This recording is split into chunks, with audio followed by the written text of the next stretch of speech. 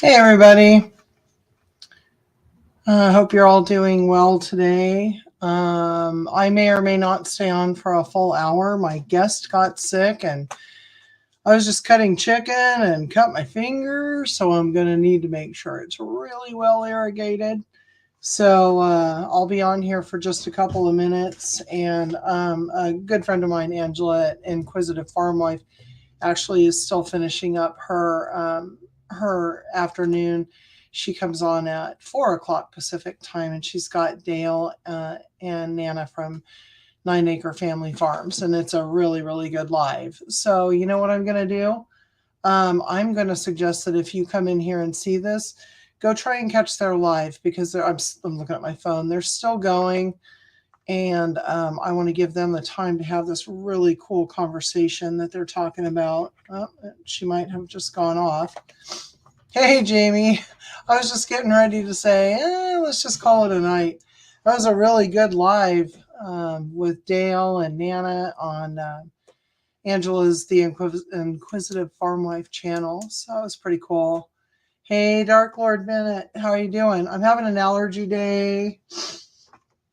You guys, I gotta tell you, I we got the ads for the grocery stores this week. Oh my gosh, everybody's coming on over. Hi, Leanne. Hi, Tony. That was a really good live on Angela's. I was like, I seriously got in here right at 5 o'clock, so I was listening. And my laptop, I couldn't get it turned on, man. You guys, I'm telling you. But I got to tell you today, here in California, you rarely see chicken these days for less than 127 to 129. That's like a really super good sale. And one of our bigger chain stores had a sale. Well, it's this week. It started today. And I was skeptical, but I went and looked at it. And leg and thigh quarters are 69 cents a pound.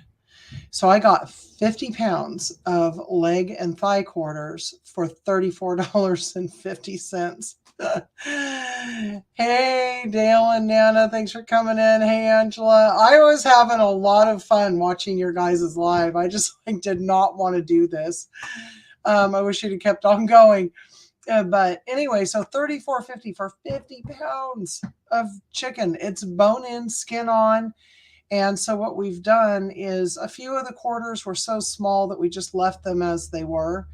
The thigh portion was small, but I just broke up 40 pounds and I've just got 10 more to go. And we just broke them in half and bagged them up. And that's one of our favorite summertime grilling meats is bone-in chicken.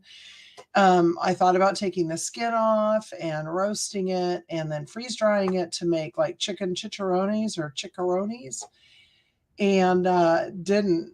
Oh, Angela, thank you.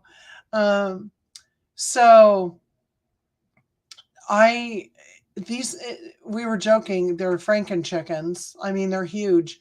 Four thighs are like seriously 5 or 6 pounds. So we have chicken. We figured we have grilled and baked chicken, just the thighs and legs, and maybe even some broth or something, probably until about July. It is insane. I may go back and try my hand at canning it because I saw Renee at Pike Creek Farm yesterday actually. She canned some chicken and the flavor profile that she put together was amazing. And I don't think JJ will eat canned chicken, to be honest with you. He's not a fan of legs and he likes thighs, but I just don't think it's his gig. So I'll try it, see what it's like. And, worst case scenario, if we don't like it, we're going to go ahead and just give it to the poopies, the dogs. We call them the poopies because dogs poop. Sorry. Hey, Renee, just gave you a shout out there. But you guys, seriously, Helena, hi there. It looked really good. Yeah, Dark Lord, it was a very good video. And if you guys haven't seen it, you should go watch it because she went step by step. She even played Tetris canning. Tetris is my favorite game.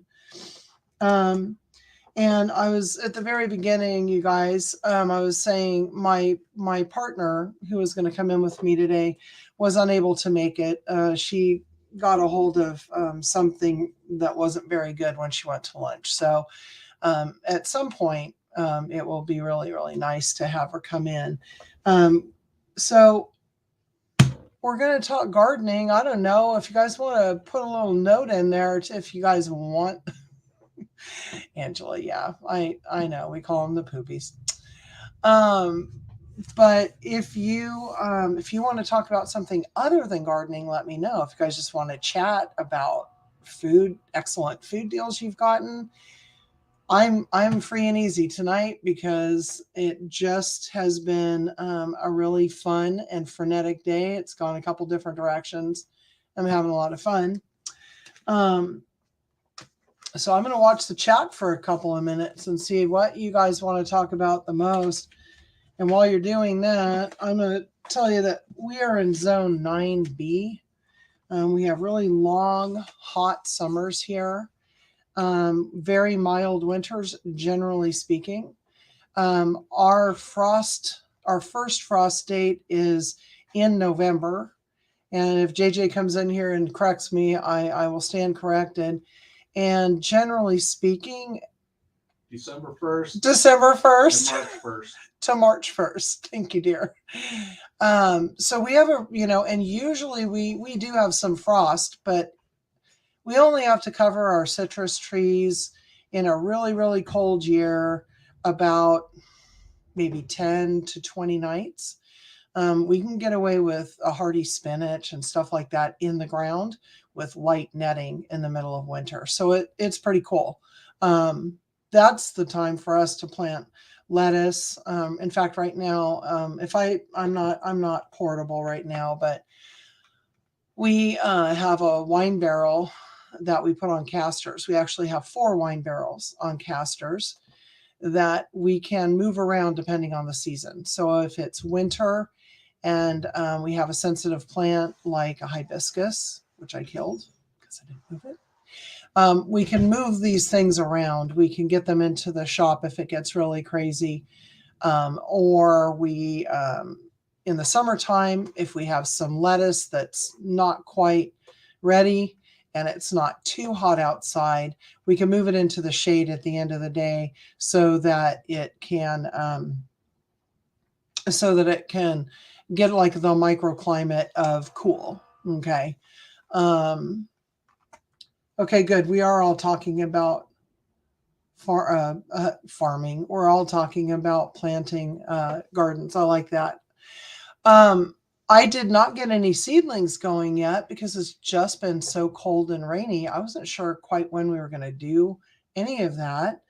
I'm seeing that Leanne had frost 2 mornings ago. Dale and Nana had a hard frost this morning.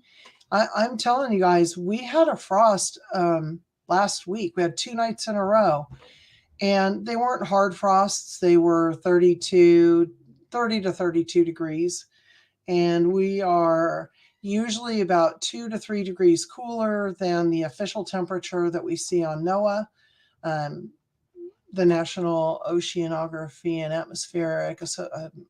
I don't know what the A is, but NOAA is where I get my weather. And if anybody wants to put that up, go for it.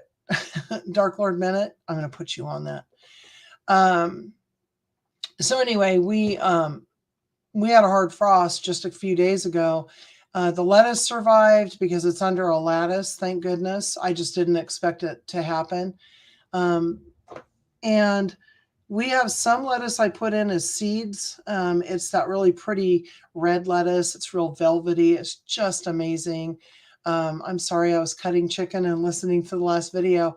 I intended to bring my seed boxes in to show you guys how we store our seeds, and how we have like a summer box, and we have a cool weather box, we have a hot weather box, and then we kind of have mid-weather / flowers, like if it doesn't fit into any particular category. And then I've received some seeds. I'm really excited this year. because Suburban Hillbilly, we were talking on, I think Tony's live on a Sunday. We were talking about Tony at Kettle Kitchen, Sundays, 2 p.m. Pacific time, by the way. Give you a little plug. We were talking about loofah because Ginger, not for nothing Homestead, it's going to be like, bam, guys, was talking about using loofah as instead of sponges in the kitchen. And I never have liked sponges because I just feel like they're germ traps. And I understand you can do all kinds of things and you can microwave them and all that. I just am sensitive to smell, and I can smell a sponge from a mile away. So I use rags and I bleach the heck out of them, and I'm happy with that. So you're welcome, Tony. Hey, Prepping for Heaven, how you doing? Another thing that we do besides the seeds that I sowed that got hit by so much rain, I had them all in rings and they were going to look really cool when they grew, and then they got hit by rain and they just bounced all over the place. But I also take those heads of lettuce that you can get a lot of times if you have a Costco nearby in the States. They have the little double pack of lettuce, and it's living lettuce, and it's a green, again, very velvety, really, really good lettuce. But it comes with the roots attached. So for the past year, I've been putting anything with a root attached into the ground. And if it grows, it's a bonus. If it doesn't, well, we tried. I lost one of the heads of lettuce after I cut it back, but I still have a second one from a dual pack, and I'm on my third harvest. So I had a head of lettuce that I bought at the store, and now here we are, third harvest, and I think I'm going to keep it going until it bolts. I think it's probably going to bolt because it's going to get hot. Angela, you just came back up, so I'm not being rude, but I'm not going to watch whatever video that is because I'm distracted.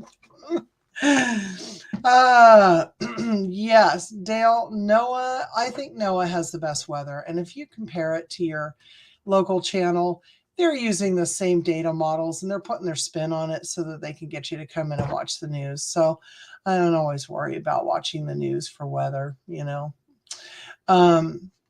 anyway, so I want to tell you guys, the lettuce grows really well when you regrow it. Green onions, you don't get like a big full, green onion, but you will get nice tender, the green tips that are really good on top of like a baked potato or something with a chive flavor. I have about 15 of them in the ground that I've been culling now for since February of 2022. So, again, I'm not getting full-on green onions from them, but I'm getting flavor, and they grow pretty rapidly. And then in the summertime when it gets really hot, I'm going to move them underneath the eaves so that they don't get too much sun because they're very tender at this point. I'm trying to think of the other thing that I have grown in a basket. Has anyone else done that? Regrown any of those things? I have not tried a pineapple, but I really want to try a pineapple because I think we might be able to pull that off here. I'd have to keep the soil moist or create some sort of a tent over it, like maybe one of those curved, remember those old curved umbrellas that we'd play with when we were kids? If you're old like me, we used to have water fights with the hoses and stuff in the summertime, and water, like squirt guns and stuff. And so we would use those as our shields of protection. But I'm thinking if I stuck one in the ground and I needed a humid environment, because it's super dry here, we get down to 15 to 19% humidity in the summer. And there is truth to it's a dry heat. It's much more tolerable than 95 degrees anywhere in the Midwest to me. Anyway, I think I could create a microclimate to keep it kind of moist in there, and it would probably do better because of the dryness here. I'm looking at the chat here. I have also never tried, I've never tried celery. I have half a mind to try it because everything's getting so ridiculously expensive. One time, about 4 years ago, this was hilarious. I bought an heirloom tomato at the farmer's market, and it sat on the counter, and I think like a plastic bag got moved over or something. Anyway, I lost track of it. And after about 3 weeks, it sprouted. And so all these little seeds start popping out of the skin. And I put it into a barrel, and son of a gun, if we did not have some really nice tomatoes that year, it was like a Cherokee purple. And I ended up thinning out the plants, and we put 3 in a row, and we had tomatoes from that plant. So that was kind of a fun little science experiment. To take a drink of water. Angela, yeah. I've heard the same thing about avocados not fruiting if you put, when you put it in the glass with your toothpicks and stuff. I don't know anyone who's done it successfully, but there could be people out there who's actually done it. Pomegranates are the same way. If you want to propagate a pomegranate, say that 5 times fast. If you want to propagate pomegranates, you have to take a cutting and dip it in Rootone or some rooting compound, and wait until some little roots shoot out, and then you get a clone of your plant. Or you can do air layering, and I know there's another name for it. I can't remember what it is. I'm actually considering doing that because I'm behind on pruning my pomegranate, but we don't have any buds starting to swell yet. So I have a couple of days. So I'm going to get out there probably tomorrow morning, and I'll probably propagate some to see what we can get. It's not like I need any more pomegranates, trust me, but it would be kind of fun to have one more plant. Ours is a clone from a neighbor that we got, that I think it's like 5 generations old. And it's like the Palm Wonderful juice that you buy. So, okay, so Leanne, oh, see, I wondered about that. I'm telling you, I just don't know what to do. I have a feeling it's because they cut them so close, when they harvest them. Because I never see anything on the bottom, and I've even put it in a glass hoping that, some roots would come out. It just has never happened. And I don't know. But pomegranates, if you plant a seed, you will get a plant, but you don't know what you're going to get. You don't know what kind of fruit or anything like that. And if you don't have a pomegranate, I do have a couple of videos out there. One is more about bees. It's a short about bees, but I'm using the pomegranate as the backdrop. Pomegranates have both genders of flowers on the plant. So the males kind of, I'll do a video on it when mine starts growing. The males look like kind of like peanuts. And then the females, obviously, when you get a pomegranate, you get a big fruit, right? Hand-sized fruit. So you can tell when they're young. I remember when I was first really paying attention to my tree, and every spring after a certain amount of time, like half of my blossoms were falling off the tree. And I'm like, oh my God, we're going to lose them all. They were the males. And so they had already been fertilized, or the females had already been fertilized. And once the bees have taken all the stuff out that they need, they drop off to the ground. So now I'm not so freaked out about it. But it's a really fascinating plant. And I know a lot of people can't grow them. I think it would really be fun for everybody who lives like somewhere else. And to just try it. Find a microclimate somewhere. Look, Leanne's like the star of the show tonight. I would love to see somebody try and grow them. I mean, you might have to move the plant in when it's dormant in the winter, under cover or in a garage or something. But we had fruit on our plant when it was only about 3 feet tall and 2 feet around. I mean, if you had it in a wine barrel or something like that, a whiskey barrel, if you're out maybe in the southeast by Tennessee, they're the same thing really, and you probably could grow one. You just have to be careful with it. That's all, because of the cold. I think cold would be what would get it.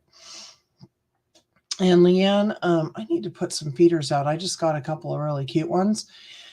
Is anybody actually thinking about putting in some flowers that will bring in the hummingbirds and the bees and everything?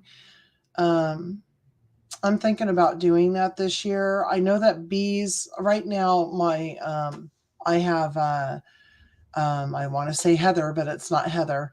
I'll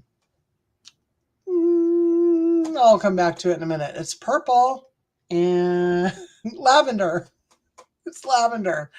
My lavender, one of my lavenders is blooming right now, and the bees are just going nuts. In fact, I went out and cut some yesterday, and the bees don't bother you when they have food around, but they did not want me cutting into their goods. I didn't get stung or anything, but it was hilarious because they just usually don't act that way. We also, phlox are great for hummingbirds. Thank you, because phlox grows great here. We have hummingbirds here year round. They're not as active in the winter, but you do see them. If there's a food source, they'll come out because it is that mild here. So it's pretty cool. And they're usually those ruby red, ruby throated ones. So they're really, really fun.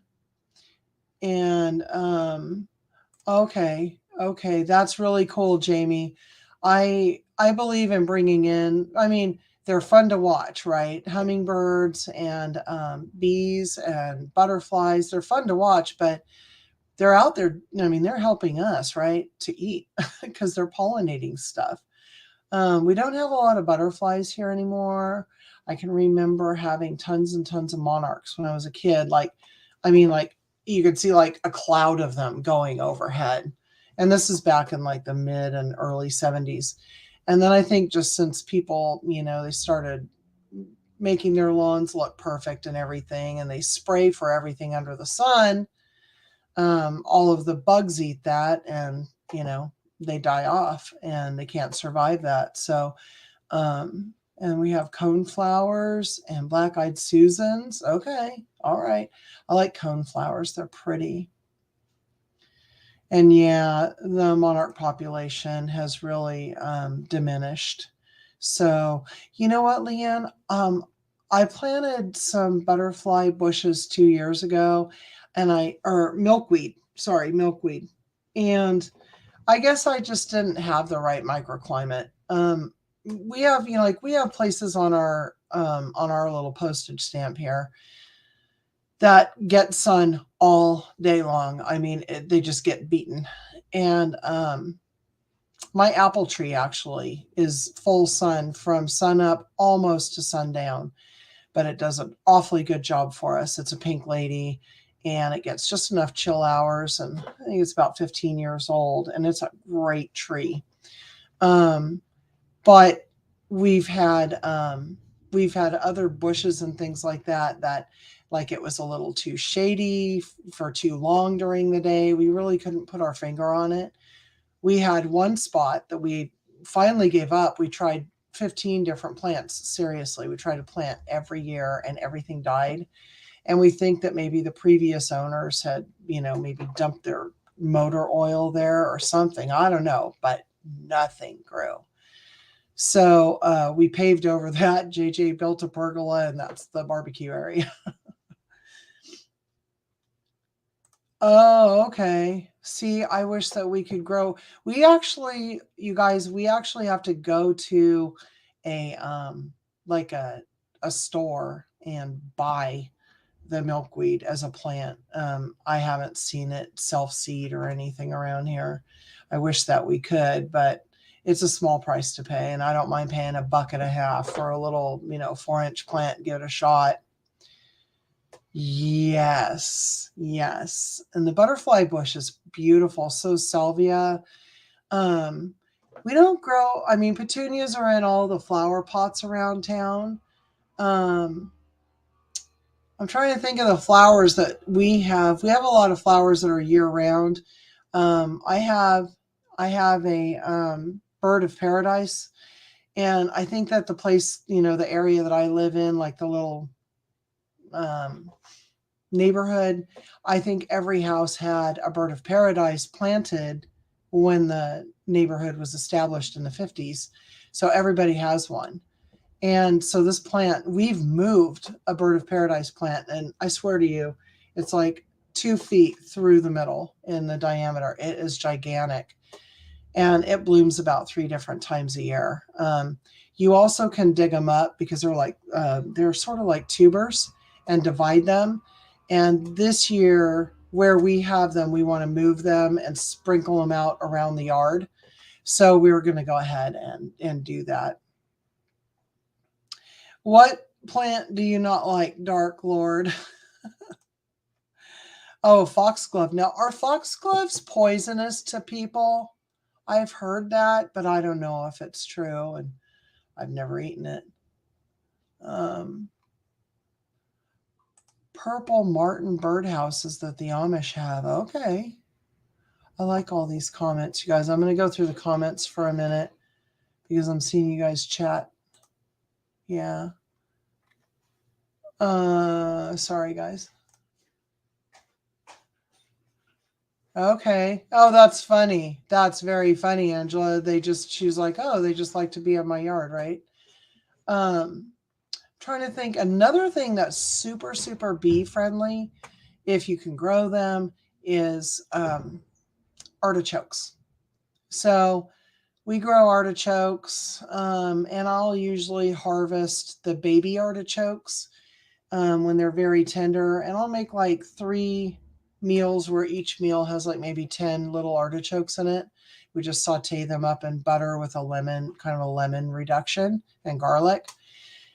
And then after that, I just let them go to flower. And when they go to flower, they kind of get these really cool purple tentacles, and they're soft. I mean, when you touch them, you wouldn't expect them to feel the way they do. It almost feels like a succulent flower. And then the bees go nuts for those. And then the coolest part is if you just let them dry, they turn feathery and I can't describe it, but kind of hairy on the top. Not very pretty. They've got the thistles on the outside and everything. But at the bottom of all of those hairs, there's a seed. And the seeds do regrow. So it's very, very cool. And let's see. Okay, thank you. Yeah, Jamie. I thought foxglove was supposed to be somewhat poisonous, but I wasn't quite sure. Oh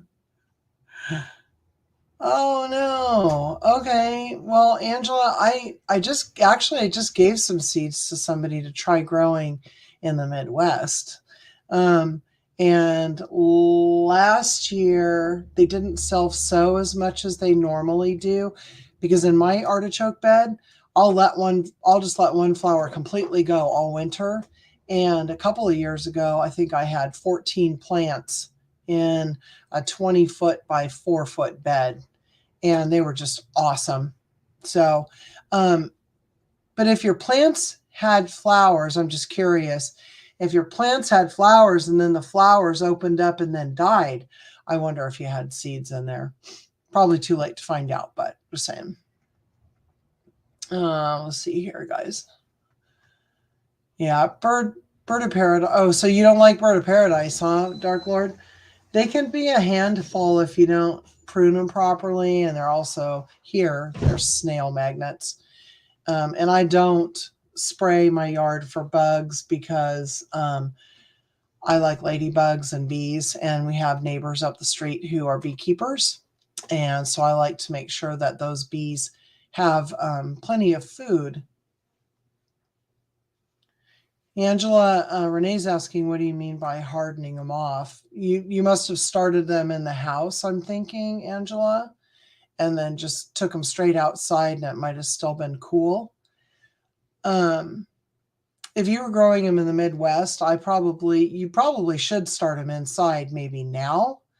And then when the plant is maybe 3 to 5 inches tall, the first leaves that come out are going to be like rounded. There's going to be 2 or 3 leaves that come out and they're kind of rounded on the outside. And then from the center, you're going to get these spiky, lighter green leaves, if you will. And they'll just start getting really tall because the plants actually grow to be about, my plants grow to be about 5 feet tall, 4 to 5 feet tall. And then the flowers come up from there. So when you have like 4 inner leathery lighter green leaves that are pointy, I think that's a great time to put them out. I have a plant that overwintered. There's an eave over it, and it gets sunlight all day and shaded in the summer. But that plant made it through the entire winter, and we did get down to some pretty cold temperatures, and I never covered it. So probably once your evenings are at maybe 50 degrees and you're comfortable that your evenings are going to be 45 to 50 degrees, I would say you could put it out and just make sure that it gets protected from the hottest part of the sun in the afternoon. Okay. You got the spike leaves. Okay, so you had a good plant and then you put it out. Okay, you got the seeds from Baker Creek. Oh, that's interesting. Huh. So I want, it could have been where you planted them, Angela, honestly. Um, because we planted some where I would plant green beans and be real comfortable with it in the summertime. This is years ago. I mean, it took us a while to find that right spot to put them in the yard. And they died. I mean, they just burned up. And if you think about it, in California, artichokes are grown in Salinas, which is on the coast in Monterey County. And so it gets really nice temperate weather year round.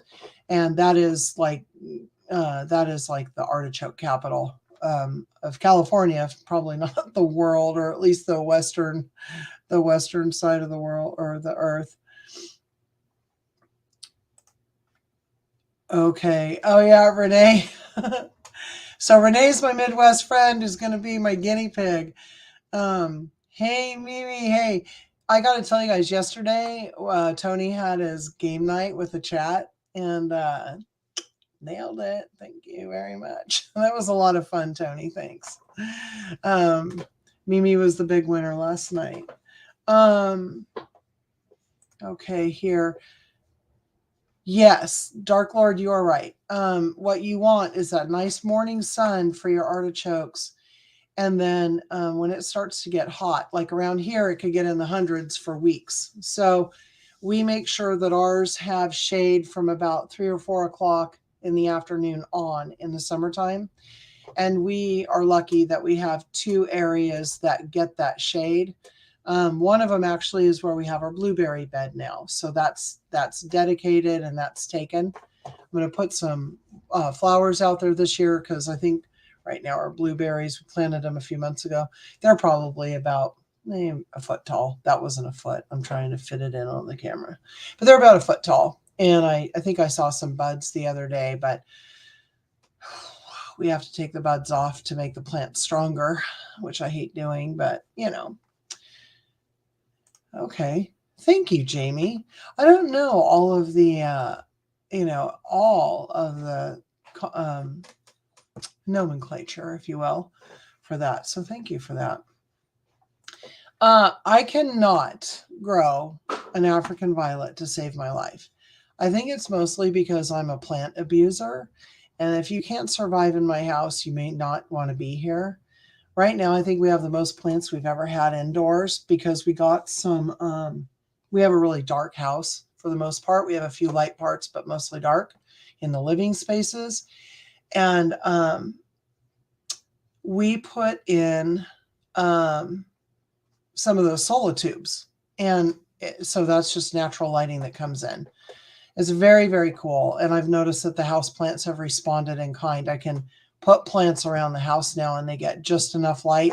And I rotate them here and there, but we just have basic plants, I don't even know what they're called. I'm not that indoor plant person.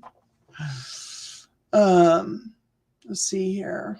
What are you guys saying over here? So what zones are you guys in? I mean, I'm just curious what you can grow. What are the plants like? Can you grow cooler crops later into the year? If I was to put in cabbage right now, Brussels sprouts, anything like that, peas, it's way too late for peas now. Um, all of that would probably get really pretty and I'd get really excited and then it would die because it would just get too hot. I can grow beets year round. I can grow radishes year round. We can probably grow carrots, but our soil is really hard and clay-like. So, 4A. Whoa. I can't even imagine 4A. I wouldn't be able to survive, I don't think. But Leanne, I've seen your farm and you guys have some beautiful, beautiful vegetables. So, that's pretty cool. So your last frost is supposedly May 15th. Yeah. Now, ordinarily by now we would have had some tomatoes out, no peppers yet. I get pretty anxious. I probably would have some squash out there right now. But this year I'm going to plant my squash. I'm going to plant squash by seed. I'm not going to do any seedlings this year in the house. But I'm going to wait and I'm going to put my zucchini, crookneck, and patty pan squash. I'm just going to do them straight out in the hills and I'm not going to plant them until June because they're heat lovers. And we're not going to get that much anyway. So I don't worry too much about doing it anymore. And we've got somebody who's in autumn right now. Hi, Annie. Thank you for coming in. And Dark Lord Minute. Well, oh my gosh. Okay, yeah. So you're probably in a tricky area there, and if I'm not mistaken, you're probably in the high desert as well. So you've got a challenge, I think. But I do. JJ got some raised beds this year. He just ordered some about 2 weeks ago, and so we're gonna put those in, and they're 17 inches tall, if I'm not mistaken. So. I'm almost sick to my stomach from cutting that chicken. That is so much chicken to cut. Oh, I could never be a farmer. I could never be a chicken farmer. Anyway, sorry. So our soil is so heavily clay that I've never had good luck with carrots. But we are thinking that with a 17-inch high deep bed with some nice loamy soil in there, we think we'll be able to grow some carrots. We'll have to definitely make sure it's shaded because around here it probably would have been better to plant it in maybe December or January, and we'd probably be rich in carrots right now. We also have excellent weather for, I'm trying to think, peppers, all peppers. We can do beets, we can do radishes, we can do spinach year round. Lettuce, we're almost done with our lettuce season. And at that point, what we switch over to is we'll go to the farmer's market and get lettuce here and there. But what we do in the summertime here is we focus on just growing microgreens indoors. And then we can kind of pick our flavor, because if you've never grown a microgreen, it's just the start of the plant and like all that flavor is concentrated in there.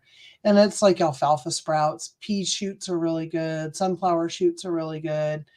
And so they all have, they have that juiciness that you get from lettuce, but it's a lot more concentrated and they're just smaller. So a handful to put on there. We're actually going to start a little series of microgreens probably within the month. Again, when the lettuce starts to bolt, that's when we put in our microgreens. And we just grow them year round with a little grow light. Well, not year round, but all summer long with a grow light. And if you've never tried microgreens, you should, because they're really good. And Angela, you know what? Me too. When JJ told me that he ordered a 17-inch high bed because we're very tall. I was like, oh, couldn't we have gotten the 30? Because I could sit in a chair and garden at that point. But I'll take 17 because I don't have to get down on my knees to go do all the weeding, and I'll take that. I also have some tools that I'm probably going to show you in one of our lives. I didn't grab them today, but it's almost like a sickle, and it's curved, and it has like a point at the end. And it's really, really nice for roughing up your soil or getting the little weeds. But if you have big weeds, they also come out nicely. Okay, we have, yeah, Jamie, that's me. By the time I'm done weeding, my knees are black, and so is my rear end. And if there's been any water, it looks like I've had an accident. And I have no apologies because you know what? I love getting my fingers in the dirt. Okay, so we have 6A. And oh, hey, that's a good idea, Leanne. All right. Do you stack those tractor tires up, or do you just do the one? Because those are pretty high, depending on the size of the tractor.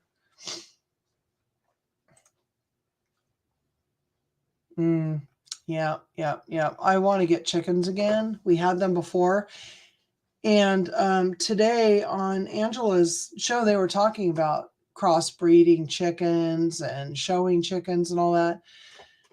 I love chickens. They're so funny and comical. And then you get eggs on top of everything else.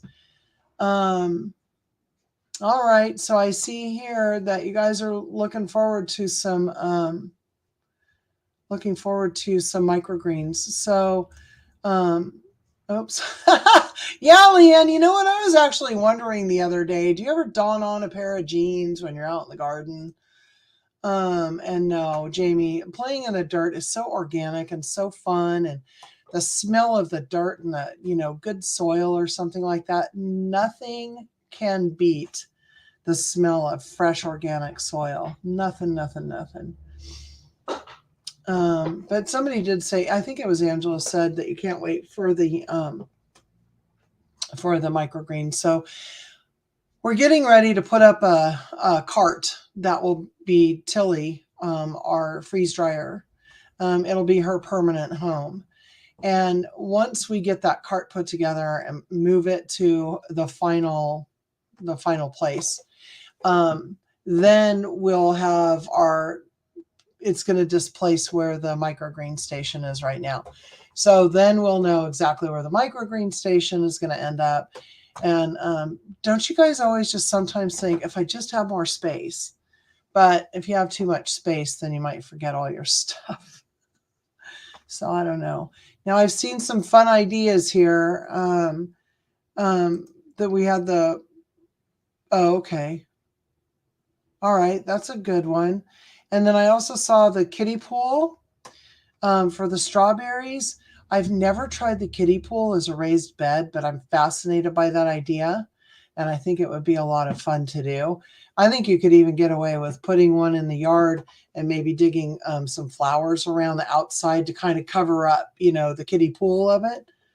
And I think that would be a lot of fun. So we also have buried, I don't know what you call them because we don't have a farm, but they're like wash tubs, really. They're galvanized steel. And so we've buried some of those in the ground, and that's actually how I contain all of my lavender plants and mint. And we've never had a problem with it spreading, even when we let it go to seed for the bees. So let's see here. Hey, there you go. I mean, whatever you got to do, right? That's funny. I think it would be nice, actually, when I'm in the garden to use my to be wearing a dress, but I end up wearing jeans. I wear jeans year round and just park myself in the sun or in the shade. If it's really sunny, I have a Tommy Bahama beach umbrella that we just drill into the ground. And JJ's really cool. He comes out and he moves it around for me all, to keep me in the shade. But I don't know about you guys. I can sit and weed all day. put some music on, put on a book on tape or something, an audio book, listen to some of the YouTubers, and just have a great time. I think it's really meditative for me when I'm in the garden. And again, weeding is very satisfying. I mean, when you look at, I like to take a picture when I start and then go take a picture of that bed when I'm done, because you can really, you get immediate results from it. Yes. Yeah, and Leanne, blue jeans aren't what they used to be. They don't fit the way they used to. I don't know. I think it's the way they make them. It certainly couldn't be our changing bodies.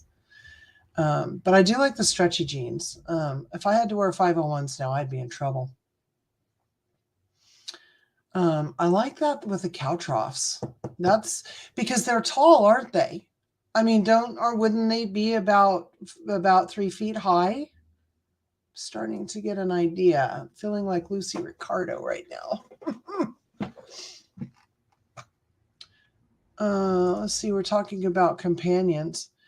Okay, Angela, I wish I could sort, like, when you're in email. The spinach was a companion plant to, I'm trying to find out to what. Sorry. Oh, the strawberries. Spinach is a strawberry companion.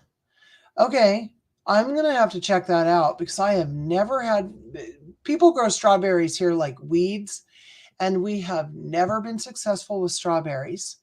We've been successful with blackberries. We're trying raspberries for the first time this year, and I'm super, super excited about those. I think we lost one of the canes that we planted a couple of weeks ago. It looked like it had growth in it that we could use, but as it turns out, it looks like it fizzled, and we know. So we put some nice clean straw over the top. We actually spent the money to buy that clean straw so that we wouldn't get big bushels of straw in the backyard. And we have about 3 inches on top as a mulch. Everything else is doing very well, but it looks like that one tall cane lost its energy. And I believe it's my fault, because I should have gone out immediately and clipped off the dying part at the top, because I think that the plant tried too hard to push all of its healing energy up to the top, and the thing was probably about 7 feet long. So lesson learned. Yes, Angela, that is my problem. And when plants are tiny, right, you want to plant 1 million of them, and then they just overgrow, and then you're just like, and do you guys hate pulling a plant?